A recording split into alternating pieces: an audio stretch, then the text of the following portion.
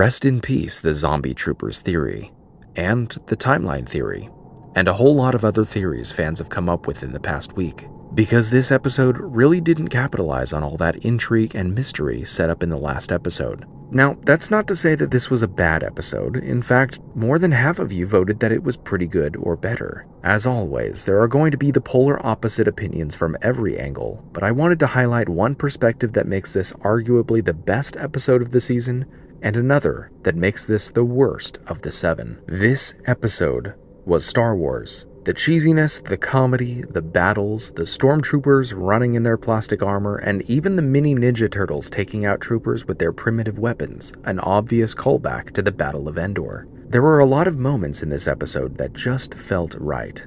Nothing groundbreaking, lore-breaking, or even mind-blowing, but it was just solid Star Wars. Thrawn, I feel, was the highlight of this show. Morgan Elsbeth basically took the role of Captain Pelion and, in turn, the audience. We get the sense that he knows what he's doing. Normally, Thrawn operates with a long-term vision of the larger picture of war. Minimizing casualties to save them for the next battle is part of his objective. But now, he doesn't care if his troops survive or even if he wins the battle. His opponent, as he pointed to, is time. He will do whatever it takes to leave this galaxy. And that shows in how he manages this conflict. Now, as I mentioned earlier, this show kind of deflated a lot of the speculation regarding the Night Troopers and several other theories that sprang up in the last week. There wasn't a whole lot to go off of as far as lore or world building is concerned.